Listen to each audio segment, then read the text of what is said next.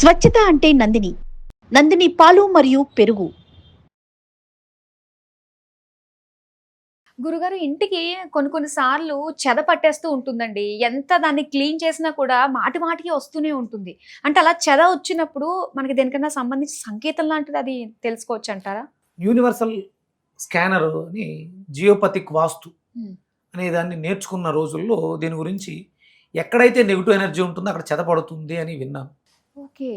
Negative energy, నకారాత్మక శక్తులు ఉన్న చోట చెద పడుతుంది అని విన్నాను. హ్మ్.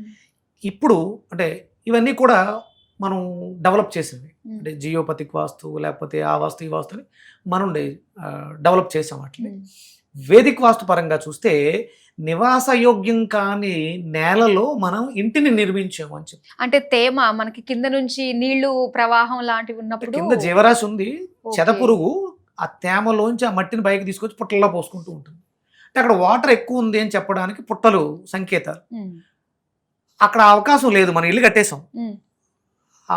అక్కడ ఉన్నటువంటి ఆ జీవరాశి అంటే ఆ సాయిల్ అలాగే ఉంటుంది, తన తత్వాన్ని ఏం మార్చుకోదు. అప్పుడు దానిలో ఉన్నటువంటి పురుగు దాన్ని తీసుకొచ్చి మనకి చెక్కలకు పోస్తూ ఉంటుంది. హ్మ్. అవి నివాసయోగ్యం కాదు కదా. నివాసయోగ్యం కాని ఇళ్లను నిర్మించుకోవాలి అనుకున్నప్పుడు దానికి శాస్త్రం ఏం చెప్తుంది? నిలువెత్తు మట్టిని తీసేసి, హ్మ్. అంటే సుమారు నిలువెత్తు అంటే ఇప్పుడు మనం నేను ఎంత ఉన్నానో అంత అనుకుంటాం. హ్మ్. ఇప్పుడు నాది 5.5 అడుగులు. అంటే అప్పుడు అంటే వేదంలో చెప్పబడినప్పుడు ఒరిజినల్గా నిలువెత్తు అంటే 12 అడుగులు. అప్పట్లోనే ఆజానుబాహులు వాళ్ళు. అంటే 12 అడుగుల లోతు మట్టి తీసి కొత్త మట్టిని వేసి, అంటే నీకు నివాసయోగ్యమైనటువంటి మట్టితో నింపి శంకుస్థాపన చేసి నివాసయోగ్యమైనటువంటి ఇంటిని వాస్తుపరంగా నిర్మించినప్పుడు నీకు ఇలాంటి సమస్యలు రావు. ఇప్పుడు కట్టడానికి యోగ్యమైందో లేదో చూస్తున్నారు, చెరువు పక్కన ఇవి కట్టేస్తున్నారు. అవి నివాసయోగ్యం కాదు కాబట్టి అక్కడ చెదలు వస్తున్నాయి. అంటే ఒక రకంగా చెబితే నిజంగా అది దానివల్ల చెడు జరుగుతుంది కాబట్టి అది నకారాత్మక శక్తే అని మనం పైన అంటే చాలా రకాల ఆబ్జెక్ట్స్ పెడుతూ ఉంటారు. ఇది స్ట్రెస్ని తగ్గిస్తుంది, ఇది నెగిటివ్ ఎనర్జీని తగ్గిస్తుంది అని పెడుతూ ఉంటారు. రూట్లో మూలంలో లేని బలాన్ని నువ్వు పైన ఎంత మేకప్ చేస్తే మాత్రం నిలబడుతుంది. ఇది కరెక్ట్ కాదు. కానీ ఇప్పుడు అపార్ట్మెంట్స్ కల్చర్ మనకు తెలియదు, ఇల్లు బాగుందా తీసేసుకుంటాము. సో అలాంటిది మరి ఆ చెదలు వచ్చేస్తున్నప్పుడు ఏం చేసుకోగలుగు అంటారు అలాంటి టైంలో? ఇక అంటే ఇప్పుడు నేను 40+ అమ్మా నా ఏజ్. మా ఇల్లు నిర్మించి సుమారు అంతే 40 ఇయర్స్ అయింది. అప్పుడు మా ఇల్లు కట్టినప్పుడు అప్పుడు మాది పాక, తాటేకులతో కట్టినటువంటి పాకలు ఉండేది. దాంట్లో వాడినటువంటి దుంగలతోటే గుమ్మాలు చేయించడం జరిగింది. అంటే సుమారు 40 సంవత్సరాల పాటు ఆ గుమ్మాలు ఏమీ డ్యామేజ్ అవ్వలేదు. మొన్న ఎప్పుడో ఒక గుమ్మం ఒకటి డ్యామేజ్ అవ్వటం మొదలుపెట్టింది. అంటే డ్యామేజ్ అవుతుంది అంటే జీర్ణ వ్యవస్థ కోల్పోతుంది కాబట్టి చెద తినడానికి యోగ్యమై ఉంది. మరి గోడలు ఎక్కడన్నా ఇబ్బంది పడ్డాయా అని చూసాం, గోడలు ఎక్కడ. అంటే దాంట్లో ఉన్నటువంటి జీవశక్తి అయిపోయింది కాబట్టి దాన్ని చెద తినేస్తుంది. ఓకే, అంతే. అది మనం తీస్తున్న కొద్దీ ఇంకా వస్తుంది అంటే అది నివాసయోగ్యం కాదు. మనం స్టాండర్డ్గా ఇంకోటి ఏదో చేయాలి దానికి. అంటే నేను కొన్ని పరిహారాలు చెప్తూ ఉంటాను. నకారాత్మక శక్తి అధికంగా ఉన్న చోట సూర్యుడి యొక్క ఆరాధన, సూర్య యంత్ర ప్రతిష్ట, సూర్య హోమం చేయడం ద్వారా కొంతవరకు ఒక శక్తిని తీసుకురావచ్చు. అక్కడ మహాసౌర హోమం అంటాం. అవి చేయిస్తే అంటే ఈ సంవత్సరం ఇవాళ చేశాను, 1 సంవత్సరం పాటు పాజిటివ్ ఎనర్జీ వస్తుంది. అంటే ఎవరిళ్లలో వాళ్ళే చేసుకోవచ్చు. అలాగే చెడిపోయినటువంటి గుమ్మాలని తీసేయాలి, అంటే జీవం కోల్పోయినాయి. అంటే దీనికి ప్రధానమైనటువంటి కారణం ఏంటంటే పూర్వం ఒక కలపని బాగా ముదర కలపల్ని స్టోర్ చేసి చాలా సంవత్సరాలు పక్కన పెట్టిన తర్వాత వాటిల్ని కట్టడానికి ఉపయోగించేవారు. ఇప్పుడు ఆరుదల లేదు, ఎక్కడికక్కడ కాంపిటీషన్ ఎక్కువైపోయింది కాబట్టి పచ్చి చెక్కలనే పెట్టేస్తున్నారు. ఆ తడి మీద ఉన్నప్పుడు ఆటోమేటిక్గా చెద పట్టేస్తుంది, పాడు చేస్తుంది. ఇప్పుడు ప్రస్తుతం అయితే ఆ ప్రాబ్లం లేదు, అంత మార్బుల్ గుమ్మాలు వాడేస్తున్నారు.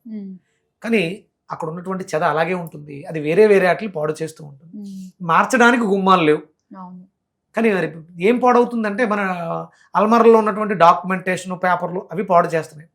అది మనం దాన్ని మరి ఎలా నిర్మూలిస్తారు అంటే ఇక దైవశక్తిని శరణు వేడుకోవడం అంతే. ఆ ఇంట్లో అనునిత్యం చేసేటువంటి కర్మలు సత్కర్మలై ఉండాలి. ఇక చెద అలాగే ఉంటుంది, దాన్ని మనం ఏం చేయలేము. కొంచెం సెక్యూర్డ్గా ఎక్కడైనా మంచి ప్లేసుల్లో వాటిని పెట్టుకోవడం చెయ్యాలి రెగ్యులర్గా. అంటే ఏ ఇంట్లో అయితే ప్రతినిత్యము ధూపదీప నైవేద్యాలు జరుగుతూ ఉంటాయో అక్కడ అద్భుతమైనటువంటి ధనాత్మక శక్తి ప్రవేశిస్తుంది మ్మ్.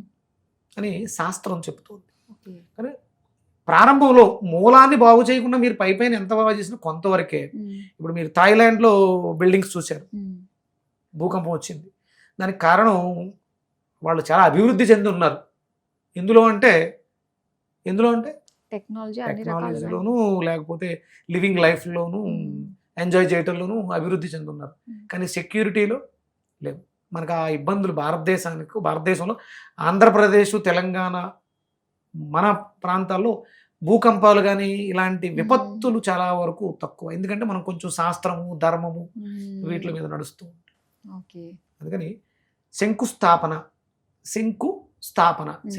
అంటే మీకు తెలిసిందేంటి? అంటే గొయ్యి తవ్వుతారు, అందులో మనకి పూజ చేస్తారు. అదే 2 ఇటుకలు పెట్టి పెట్టి నవరత్నాలు, నవధాన్యాలు, ఒడ్లు, కొబ్బరికాయలు వేస్తారు. కాదు, శంకువు అనే ఒక డివైన్ ఎనర్జికల్ పార్ట్ శంకు అని ఉంటుంది. ఓకే. దాంట్లో నవరత్నాలు, నవధాన్యాలు, నవపాషాణాలు వేసి దాన్ని ప్రతిష్ఠిస్తారు. దాన్ని అందుకని ప్రతిష్ఠ, స్థాపించాం. అంతేగాని కొబ్బరికాయలు కొట్టడం కోసం భూమి పూజ. అది భూమి పూజ. అమ్మ నేను నివాసయోగ్యంగా మార్చుకుంటున్నాను, అనుగ్రహించాను.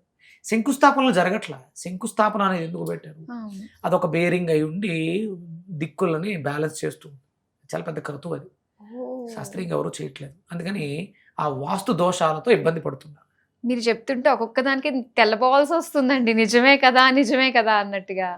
దానివల్ల ఇలాంటి సైడ్ ఎఫెక్ట్స్ వస్తూ చాలా. అంటే ఇల్లు కట్టి చూడు, పెళ్లి చేసి చూడు అనే సామెత ఊరికే రాలేదు. ఇల్లు కట్టడం అంటే అంత ఆషామాసి ఏదో 4 గోడలు లేపి పైన ఏదో దోలాలు వేసి ఆకులు కప్పేది కాదు. ఇల్లు కట్టడం అంటే చాలా, అంటే అంత గమనించి చేసేవారు కాబట్టి వాళ్ళు చాలా. అప్పట్లో కట్టిన ఇళ్ళు 200 ఏళ్ళు, 300 ఏళ్ళు ఎలా ఉన్నాయి? సిమెంటు, ఐరన్లు లేకుండా కట్టిన కట్టడాలు ఎప్పటికీ ఉన్నాయంటే వాళ్ళు ఎంత ఆలోచించుంటారు, ఎంత బాగా చేసుంటారు. అది కోల్పోయాం మనం. ఏదో లేపేస్తున్నాం, అయిపోతుంది. అయితే మొత్తం మీద అయితే ఈ చెదలకి ఇంకా నివారణ అంటూ ఇంకేం లేదు. ఎప్పుడు కూడా ఇంకా పెస్ట్ కంట్రోల్ తోటి మనం స్ప్రేస్ చేయించుకుంటూ ఇలానే తాత్కాలికంగా ఉండబడింది. దాని పై పూతలు పూసుకుంటూ వెళ్తున్నాం. రూట్ కాజ్ వెతికి, అంటే ఆల్రెడీ కట్టేసిన పాత అపార్ట్మెంట్స్ ఉన్నాయి, దానికి లైఫ్ 14 ఏళ్ళు 15 ఏళ్ళు తర్వాత మళ్ళీ పడగొట్టి మళ్ళీ కడతారు కదా. ఈసారి అన్న కొంచెం జాగ్రత్తగా కట్టుకోండి, పర్వాలేదు. అంటే ప్రతి 11.5 సంవత్సరాలకు ఒకసారి వాస్తుల్లో దిక్కులు మారిపోతుంటాయి. అవునా అండి? స్టాండర్డ్గా ఉండవు, మారుతూ ఉంటాయి. అంటే ఇవన్నీ కూడా ఇప్పుడున్నటువంటి వాస్తు పుస్తకాల్లో రాసినట్లు ఉండవు. ఇది వేదంలో ఉంటుంది. ఎవ్రీ 11.5 yearsకి ఒకసారి ఇవాళ మనం ఈశాన్యం, ఆగ్నేయం అనుకుంటున్న దిక్కుల్లో, నార్త్ సౌత్ దిక్కుల్లో మార్పులు వస్తూ ఉంటాయి. కొంచెం జరుగుతుంది ఇలాగని చెప్పేసి. మనకు సూర్యుడే ఒక చోట స్టాగ్నెంట్ గా ఉండట్లేదు. తన చుట్టూ తాను తిరుగుతూ సూర్యుడు చుట్టూ తిరుగుతున్న భూమి ఉంది. మరి ఉత్తరాయణం, దక్షిణాయనం ఉన్నప్పుడు తూర్పు ఇదేని ఎలా చెప్పగలుగుతున్నాం? నార్త్ సౌత్ ని బేస్ చేసుకున్నాం. వీటిలో కూడా మార్పులు వస్తాయి. మ్యాగ్నెటిక్ ఫోర్సెస్ లో కింద మార్పులు వస్తూ ఉంటాయి ఎవ్రీ 11.5 yearsకి ఒకసారి. దీని మీద చాలా అధ్యయనం చేయాలి. చాలా ఉందండి నిజంగా తెలుసుకోవాలంటే దీని గురించి డీప్ గా. సో ఇలాంటి వాళ్ళ రాకతో మాకు కాస్త అవగాహన కల్పిస్తున్నారు. అవగాహన తెచ్చుకోండి, భయపడాల్సిన అవసరం లేదు. మార్పు వస్తుంది. ఈ ఇంట్లో నాకు బాగాలేదు, మేము చాలా 10 ఏళ్ళుగా ఉన్నాం, ఇంకొక 1 year ఉండండి, వాస్తులో మార్పు వస్తుంది. ఇప్పటి వరకు మీకు పని చేయని ఇల్లు మళ్ళీ పని చేస్తుంది. ఓకే, నిజమేనండి, మారుతుంది అని చెప్పేసి అన్నారు కదా. మారుతుంది, డెఫినెట్ గా మారుతుంది. ప్రతినిత్యము కూడా పంచోపచారాలు కానీ షోడశోపచారాలతో కానీ నిత్యము దూపదీప నైవేద్యాలతో పూజలు చేయండి. అందులో అద్భుతమైనటువంటి ధనాత్మక శక్తి ఏర్పడి మీకు మార్గం దొరుకుతుంది. అంటే చెద ఎలా వెళ్ళిపోతుంది అనే మార్గం మీకే దొరుకుతుంది. మీకు అర్థమవుతుంది, మీకే అర్థమవుతుంది. నాకు అర్థం కాదు, నేను బయట నుంచి వస్తాను, వాస్తు సిద్ధాంతిని, ఇది తప్పు ఉంది, ఇది పగలగొట్టండి, ఇంకోటి కట్టండి అంటాను. కాదు, మీకే అర్థమవుతుంది. ప్రతి గంటప్పుడు నాకు ఏదైతే జ్ఞానం ఉందో అది మీకు వస్తుంది నెమ్మదిగా.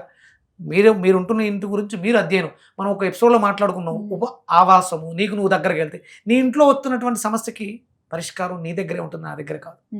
దానికి కూడా దగ్గరగా వెళ్ళండి. ఈ సమస్యకి పరిష్కారం ఏంటో ఆలోచించండి, దారి దొరుకుతుంది. చాలా చక్కగా తెలియజేశారండి. తెలియని ఎన్నో విషయాలు సరికొత్త కోణంలో మా అందరికి ఎక్స్ప్లెయిన్ చేసినందుకు ధన్యవాదాలు. సూర్యస్మిత.